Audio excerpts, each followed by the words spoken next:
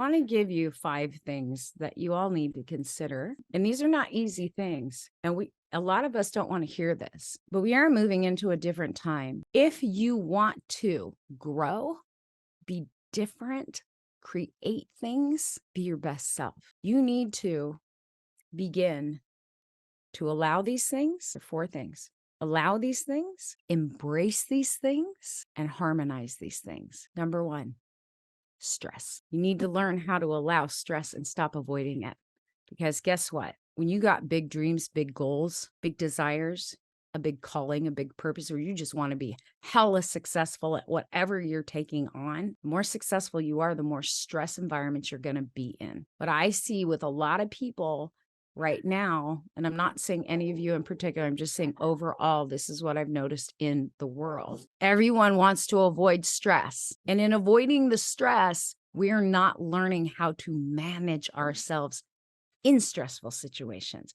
You can go through a stressful situation, have peace, have calm, have joy. But if you're walking in a place where I'm avoiding all stressful things, not having a conversation with that person because they trigger me, I'm not going to do that thing over there because I don't like those people, you're avoiding all the stress, right? That is what caused cancel culture. That is what caused quiet quitting. It's also what causes our kids to stay on their computers and play video games. If you are avoiding walking through stress, you are disengaging from life. Not telling you that you should be a stress monster, but how many of you are like me? You do really well under pressure. You are focused.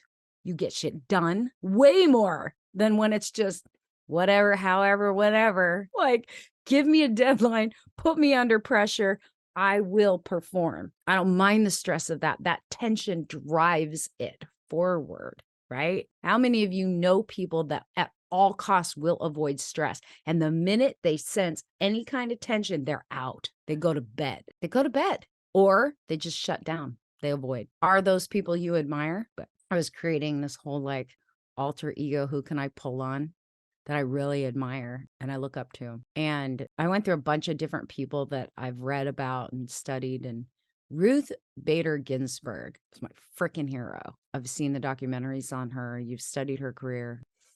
Ruth Bader Ginsburg became a lawyer when there were like 200 in her graduating class. There were 9 women. Literally. They didn't want women in lawyers, and nobody would hire her because she's a woman. Seriously. Ruth Bader Ginsburg not only changed the face of women's rights for the entire world in a time when there was no one leading the charge, she led it right through the fire. She did not avoid the stress of that.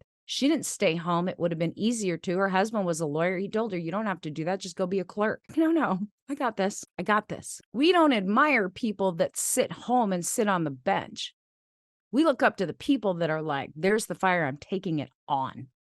Jesus Christ did not avoid the stress of the crucifixion. He knew it was coming. Why is he so prominent in history? Because of that story. David didn't go up against Goliath and go, oh, it's so stressful, I'm going home. The hero's journey isn't about I quit. It's too stressful. So allow the stress.